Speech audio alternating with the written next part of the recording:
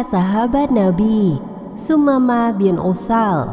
Islamnya pemimpin suku Hanifah yang membenci Rasulullah Sallallahu Alaihi Wasallam.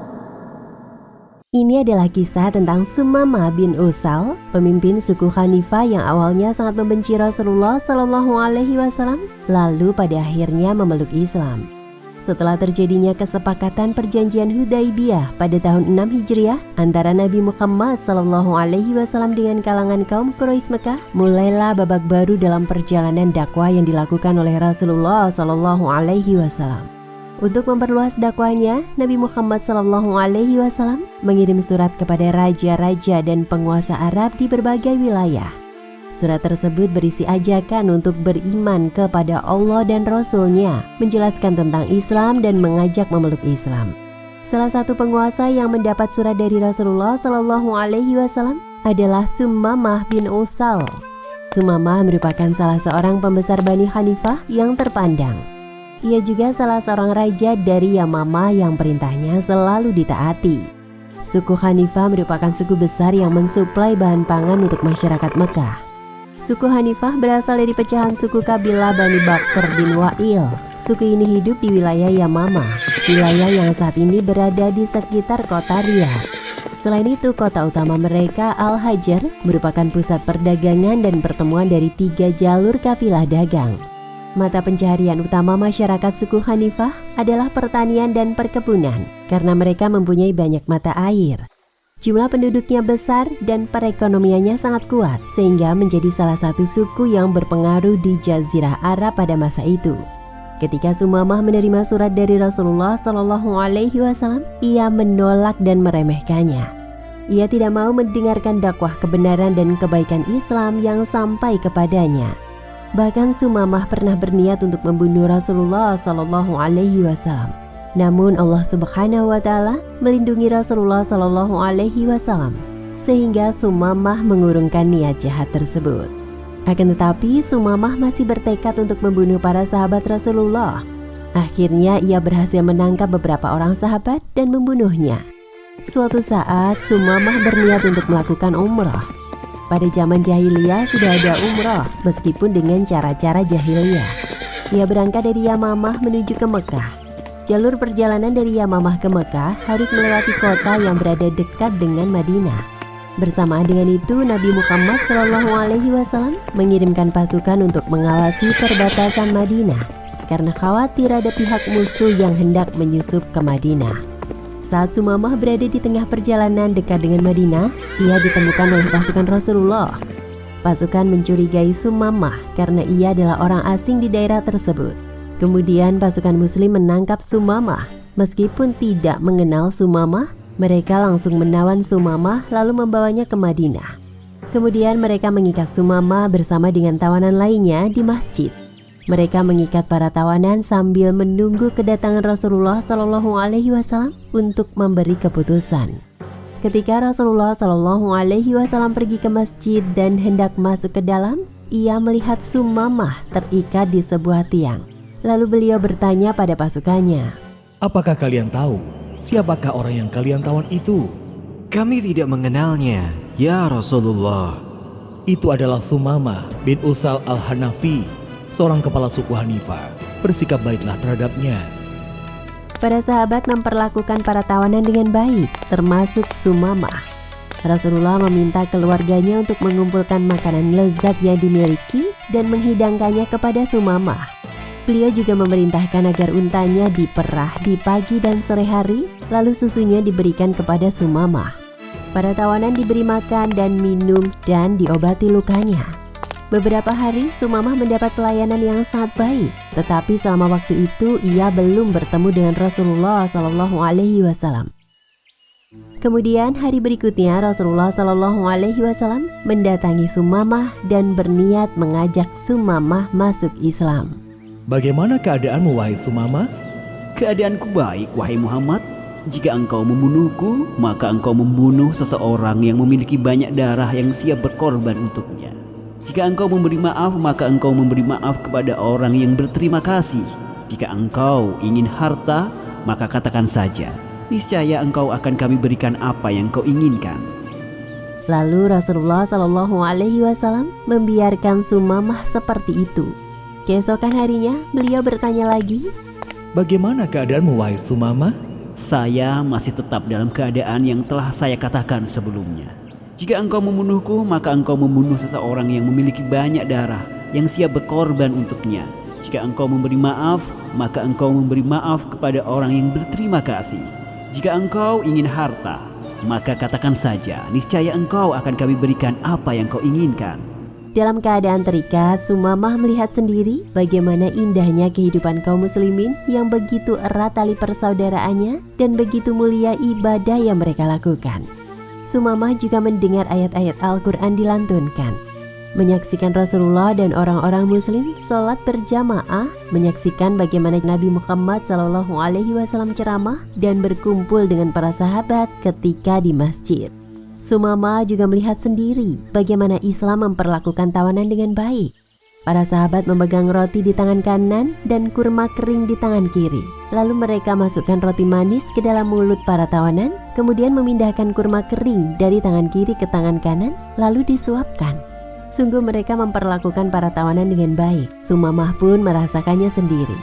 Pelan-pelan ia tersentuh melihat semua kejadian itu. Di hari berikutnya Rasulullah Shallallahu Alaihi Wasallam mendatanginya lagi dan beliau bertanya, Bagaimana keadaanmu wahai Sumamah? Seperti yang saya katakan kepadamu, jika engkau membunuhku, maka engkau membunuh seseorang yang memiliki banyak darah yang siap berkorban untuknya. Jika engkau memberi maaf, maka engkau memberi maaf kepada orang yang berterima kasih. Jika engkau ingin harta, maka katakan saja, niscaya engkau akan kami berikan apa yang kau inginkan. Lalu Rasulullah Shallallahu Alaihi Wasallam melihat para sahabatnya dan bersabda, Lepaskan Sumamah. Sumamah terkejut dan heran mendengar perkataan Rasulullah tadi. Ia dibebaskan tanpa tebusan. Menurutnya jika ia menawan seseorang, minimal pasti dipukul. Dikasih makan pun juga pas-pasan. Dan kalaupun dilepas, harus ada tebusan yang mahal. Apalagi dia adalah seorang kepala suku. Selama ditawan, Sumamah sudah diberi makan yang terbaik, diberi susu dari untanya Nabi. Rasulullah Shallallahu Alaihi Wasallam mengajaknya berbicara dengan baik, kemudian beliau memaafkan Sumamah dan membebaskannya. Rasul berharap Sumamah mendapatkan hidayah untuk memeluk Islam. Sumamah kemudian meninggalkan masjid. Dia melanjutkan perjalanannya sehingga ia tiba di sebuah pohon kurma di ujung kota Madinah. Di dekat pohon itu ada mata air. Lalu Sumamah memberi minum kudanya, kemudian ia membersihkan diri. Sumamah lalu kembali menuju masjid Rasulullah Shallallahu Alaihi Wasallam. Sesampainya di masjid, ia berdiri di hadapan sekumpulan orang muslimin dan mengucapkan kalimat syahadat. Asyhadu an la ilaha illallah wa asyhadu anna Muhammadar Rasulullah. Saya bersaksi tiada Tuhan selain Allah, dan saya bersaksi bahwa Muhammad adalah utusan Allah. Lalu Sumamah menghadap kepada Rasulullah Shallallahu Alaihi Wasallam dan berkata, Wahai Rasulullah, demi Allah sebelum ini tidak ada orang yang paling saya benci melebihi dirimu di muka bumi ini. Tetapi sekarang engkau menjadi orang yang paling saya cintai. Demi Allah, tidak ada agama yang paling saya benci melebihi agamamu. Tapi sekarang agamamu adalah agama yang paling saya cintai. Demi Allah, tidak ada negeri yang paling saya benci melebihi negerimu. Tapi saat ini negerimu adalah negeri yang paling saya cintai. Kalau engkau berakhlak baik, maka engkau akan dekat dengan Nabi di surga. Demikianlah kisah Sumamah bin Utsal. Hikmah yang bisa dipetik dari kisah tadi antara lain: pertama, Islam mengajarkan akan prinsip dan etika yang diberlakukan terhadap tawanan. Salah satunya adalah memperlakukan tawanan dengan baik. Kedua, kelembutan dan kasih sayang bisa meluluhkan kerasnya hati seseorang, seperti kelembutan Rasulullah Shallallahu Alaihi Wasallam dan para sahabat yang membuat Sumamah masuk Islam. Ketiga, Rasulullah mengajarkan sikap saling memaafkan, seperti perintah beliau dalam memaafkan lalu membebaskan Sumamah bin Utsal. Wallahu a'lam bishawab. Kisah sahabat Nabi. Sumamah bin Usal, seorang muslim pertama yang bertalbiyah di Mekah. Atas segala kebaikan Nabi terhadap Sumamah ketika ditawan, hati Sumamah terketuk. Ia mendapat hidayah dari Allah Subhanahu wa Ta'ala. Sumamah, seorang kepala suku Hanifah yang sebelumnya sangat membenci Islam, membenci Rasulullah Shallallahu Alaihi Wasallam, dan bahkan berniat membunuh beliau, akhirnya memeluk Islam. Dulu saya pernah membunuh beberapa orang dari sahabat-sahabatmu. Apa yang harus saya pikul karenanya? Tidak ada dosa atasmu wahai Sumamah, karena Islam menghapus apa yang sebelumnya. Rasulullah Shallallahu Alaihi Wasallam memberitahu Sumamah bahwa ada kebaikan yang telah Allah tetapkan pada dirinya karena ia telah bersedia memeluk Islam. Mendengar penjelasan dari Rasulullah, Sumamah merasa bahagia. Lalu ia berkata, Demi Allah, saya akan melakukan terhadap orang-orang musyrikin sesuatu yang jauh lebih berat daripada apa yang telah saya lakukan kepada sahabat-sahabatmu. Saya meletakkan pedang, jiwa saya dan semua pengikut saya demi membelamu dan membela agamamu. Wahai Rasulullah, kala itu pasukanmu menangkapku ketika saya hendak melaksanakan umroh. Menurut engkau, apa yang harus saya lakukan sekarang? Pergilah untuk melakukan umroh, tetapi lakukanlah sesuai dengan syariat Allah dan Rasulnya. Nabi Muhammad Shallallahu Alaihi Wasallam kemudian mengajari manasik umroh yang benar kepada Sumamah. Tidak ada kegiatan meminta-minta kepada berhala dan menyembelih hewan untuk berhala. Beliau mengajarkan hal-hal yang dilakukan saat umrah sesuai tuntunan Islam. Sumamah pergi melanjutkan perjalanan untuk melaksanakan niat umrah. Sesampainya di Mekah, Sumamah mengangkat suaranya dengan lantang, mengucap talbiyah. Sumamah menjadi muslim pertama yang masuk Mekah dengan meneriakkan talbiyah. Labbaik Allahumma labbaik, labbaik la syarika laka labbaik, innal hamda wa ni'mata laka wal mulk la syarika laka. Saya datang memenuhi panggilanmu ya Allah. Saya datang, saya penuhi panggilanmu ya Allah. Tiada sekutu bagimu. Saya penuhi panggilanmu. Sesungguhnya segala puji, nikmat dan kerajaan hanyalah kepunyaanmu. Tiada sekutu bagimu. Orang-orang Quraisy mendengar suara talbiyah itu. Mereka menyadari bahwa kalimat itu bukan berasal dari kaumnya, melainkan dari kaum muslimin. Maka mereka langsung berhamburan dengan kemarahan dan kekhawatiran. Pedang-pedang ditarik dari sarungnya dan mereka bergegas menuju sumber suara untuk membungkam siapa yang telah berani menyusup ke wilayah mereka dengan membaca talbiyah tersebut.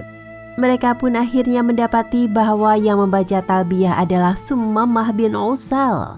Ketika orang-orang Quraisy datang menghampiri Sumamah, ia semakin mengeraskan kalimat. Labbaik Allahumma labbaik, labbaik la syarika laka labbaik, innal hamda wa ni'mata laka wal mulk la syarika laka. Lalu beberapa anak muda Quraisy hendak melepaskan anak panah kepada Sumamah, akan tetapi para pemuka Quraisy mencegahnya.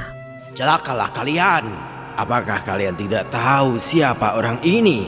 Dia adalah Sumamah bin Utsal, Raja Yamamah.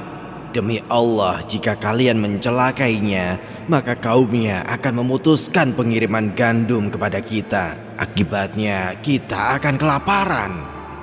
Kemudian beberapa pemuda Quraisy selalu mendatangi Sumamah dan seseorang berkata, Wahai Sumamah, ada apa denganmu? Apakah engkau telah hilang kesadaran sehingga meninggalkan agamamu dan agama leluhurmu? Saya tidak hilang kesadaran, akan tetapi saya sekarang telah mengikuti agama terbaik. Saya telah mengikuti agama Muhammad. Orang-orang Quraisy sangat terkejut mendengar pengakuan Sumamah. Kemudian Sumamah menambahkan, Saya bersumpah demi Tuhan pemilik Ka'bah ini, setelah saya kembali ke Yamamah, kalian tidak akan pernah menerima kiriman gandum atau apapun dari sana, sehingga kalian semua mengikuti agama Muhammad. Lalu di hadapan orang-orang Quraisy, Sumamah menjalankan umrah sebagaimana yang diajarkan oleh Rasulullah Shallallahu Alaihi Wasallam. Ia juga menyembelih hewan sembelihan di sana sebagai pendekatan diri kepada Allah Subhanahu wa Ta'ala. Akibat kebijakan yang diperintahkan oleh Sumamah itu, suku Quraisy merasakan dampaknya. harga pangan semakin tinggi dan mereka menjadi panik serta khawatir akan bahaya kelaparan. Pada situasi itu mereka mengirim surat kepada Rasulullah SAW. Salah satu perjanjian di antara kita adalah bahwa engkau akan tetap berusaha menjaga silaturahim. Kini engkau sudah memutuskan hubungan silaturahim ini karena engkau telah membunuh kaum bapak kami dengan pedang dan mematikan anak-anak kami dengan rasa lapar. Thumamah bin Utsal telah memutus pengiriman gandum mereka sehingga hal itu menyulitkan kami. Jika engkau tak keberatan untuk mengirimkan surat kepadanya agar ia tetap mengirimkan apa yang kami butuhkan, maka lakukanlah. Kemudian Rasulullah SAW mengirim surat kepada Thumamah agar ia mengirimkan kembali gandumnya kepada kaum Quraisy. Thumamah pun melaksanakan apa yang Rasulullah SAW perintahkan. Sejak memeluk Islam, selama hidupnya Thumamah senantiasa memelihara agama Islam dan menjaga janjinya kepada Rasulullah SAW. Ia jalankan perintah Allah dan Rasul-Nya. Bahkan dengan Islamnya Thumamah, banyak dari kaumnya juga ikut masuk Islam. Setelah Rasulullah SAW wafat, banyak dari kalangan bangsa Arab yang keluar dari agama Allah, baik secara sendirian maupun berjamaah.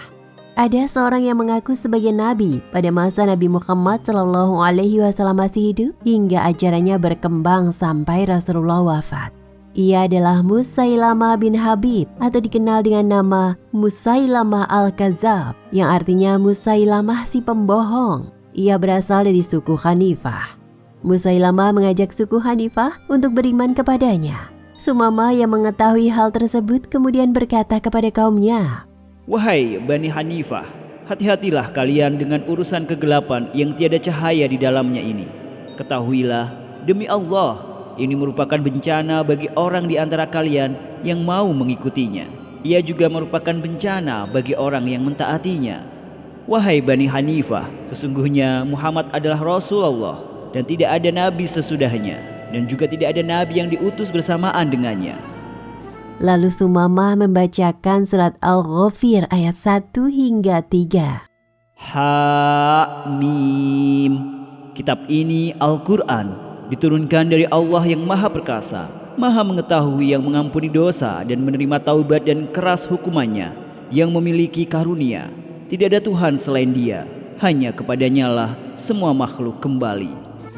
Thumamah kemudian bersama kaumnya yang masih memeluk ajaran Islam menghindar dari ajaran sesat yang dibawa oleh Musailamah. Dia bersama kaumnya berperang melawan orang-orang yang telah keluar dari ajaran Allah dan Rasul-Nya demi menegakkan Islam di muka bumi. Demikian kisah Thumamah bin Utsal. Hikmah yang bisa diambil dari kisah tadi antara lain, hendaknya kita berani mengungkapkan kebenaran, seperti halnya sikap Thumamah yang berani melakukan umrah secara islami di hadapan orang-orang kafir Quraisy dan berani mengingatkan kaumnya akan kebohongan Musailamah.